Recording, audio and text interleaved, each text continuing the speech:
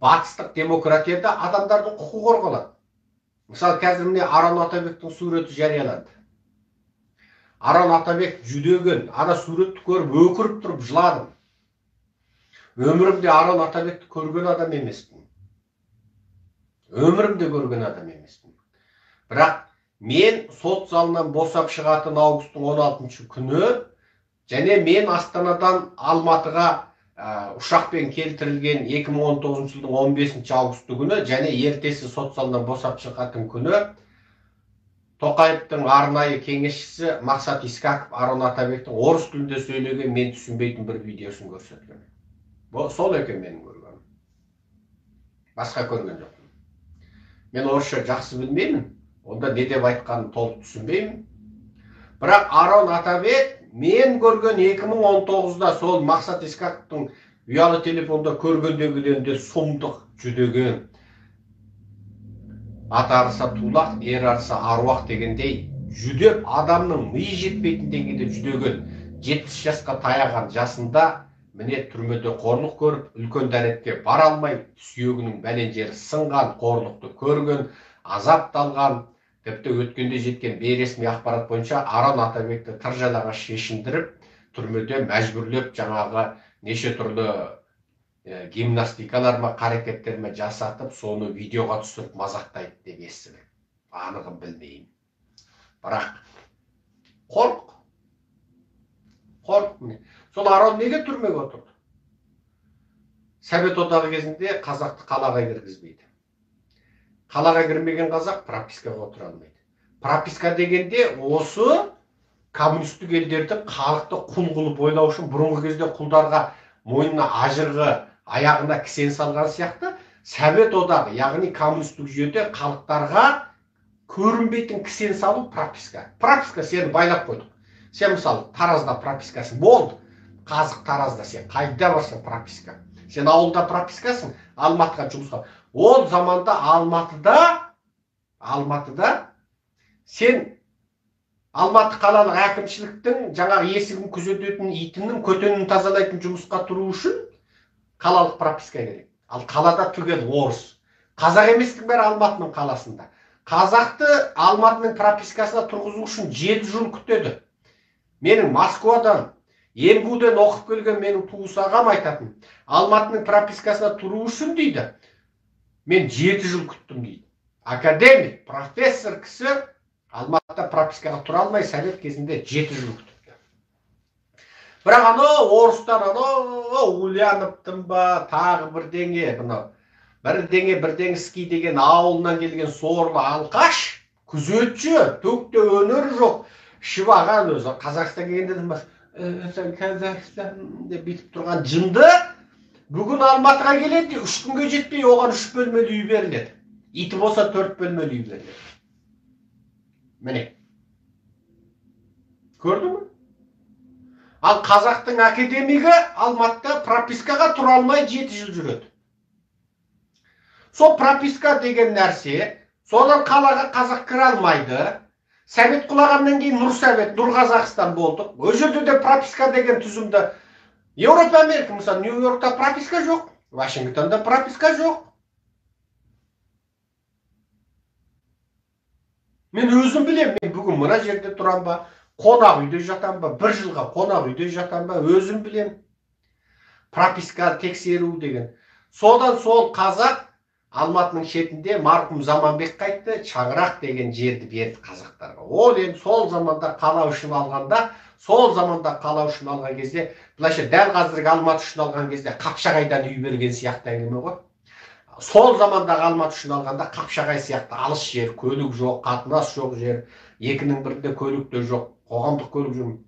Сол Шаңырақ. Енді сол Шаңырақты көп сынды ғой қазаққа. Неге? Қалада қазақ көбейді.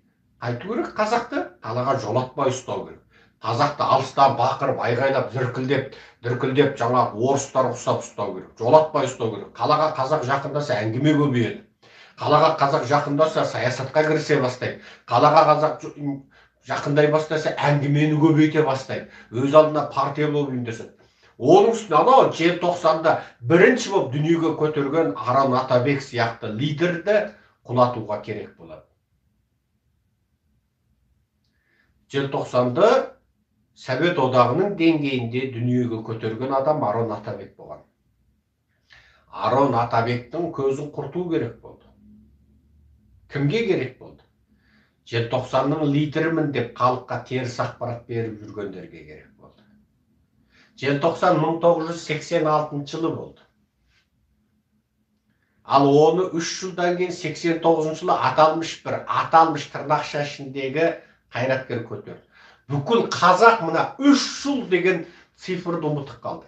Айналайын, жаңа эраның 1986 жылы желтоқсанды ұйымдастырғандар кімдер? Қасен Қожа Ахметтер. Қасен Қожа Ахмет Совет одағы кезінде үнпарақтар таратып 2 жылға сотталған. Совет одағы кезінде түрмеге отырған адам. Совет одағы кезінде ұлтшылдықты дәріптеген адам. Совет одағы кезінде сол желтоқсанның алаңында жүрген адам Қасен Қожа Ахмет. Желтоқсанның ішінде жүрген адам, ұйымдастырған адам Қасен Қожа Ахмет. Оның ұлтшыл екендігін Совет одағы қолына соттап қолына куәлік беріп қойған, сен ұлтшылсың деп.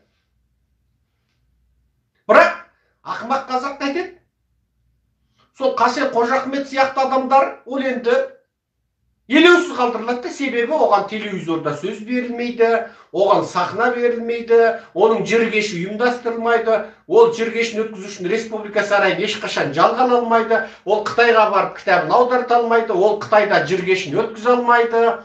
Қасен Қожа Ахметке қайда барсаң қызыл шырақ, бірақ біреуге қайда барсаң жасыл шырақ. Және жасыл шырақ жағып қойып, оны өтірік Аппас сияқты, оны бір ұлтым, халқым деп бір әділсіздікпен күресіп тұрған қолдан жасалған Аппас. Еуропа мен Америка деп, міне бізде Аппас бар, міне дейді. Міне дейді. Бірақ ол Аппас қандай? Ол рұқсат, оған республика сарай беріледі, оған жергеші беріледі, оның кітаптары шығады. Ол телевизордан түспейді. Ол жаңағы үруге рұқсат алған, үруге лицензиясы бар ит. Ол аңырауға лицензиясы бар, аңырауға рұқсаты бар есек. Сөйтеді де біздің мемлекет қайтеді. Міне бізде Аппасия деген ұлттық арнада сөйлеп тұр дейді. Ұлттық арнада сөйлеу үшін сен Аппасиялық сөз сөйлемек түгіл, Аппасиялық түс көрсең де сені ұлттық арнаға жолатпайды. Ұлттық арна НКВД, КГБ, КМБ-нің фильтрінен өтеді. Сөйтіп Еуропа мен Америкадан дейді, міне мынау Аппасия дейді, міне бұда журналда бар дейді. Міне бұл телевизорға шығады дейді, бұл партияда құралады дейді, бұл мені міне боқтап тұрады дейді. Аппасия бар дейді, Еуропа мен Америка, рас біздің Аппасиялар сияқты журналы бар екен, отыратын ғибараты бар екен, Қытайға барып жергешін өткізеді екен, Қытайда кітап аударылады екен, ауырса ұшып барып емделіп тұрады екен.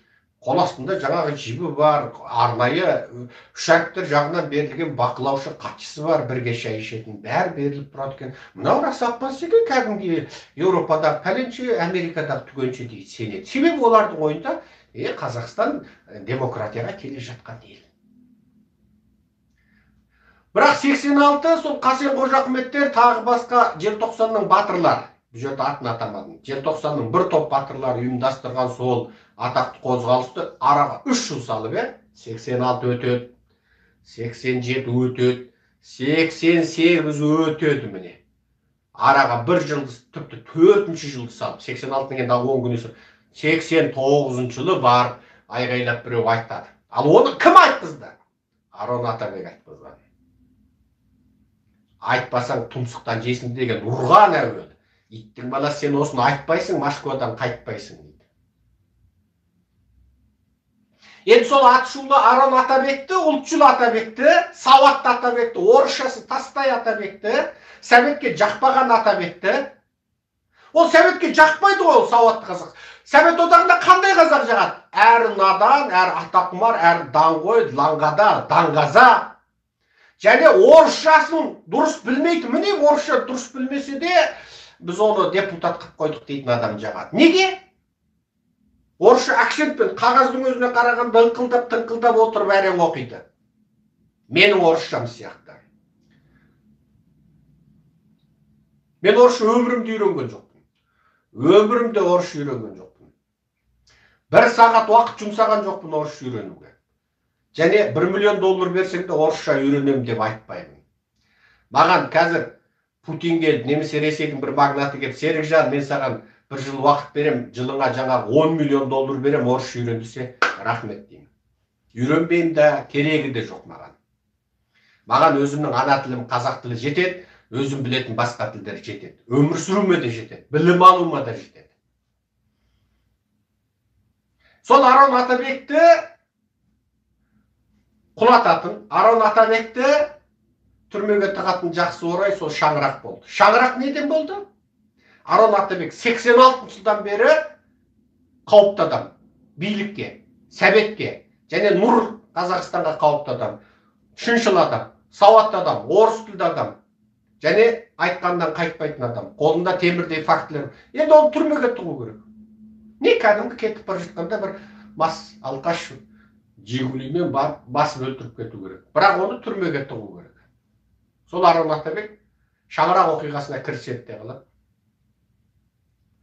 Шаңырақ оқиғасына кіріседі де қалады. Енді кіріскеннен орай келді дейді. Бітті болды. Орай келді.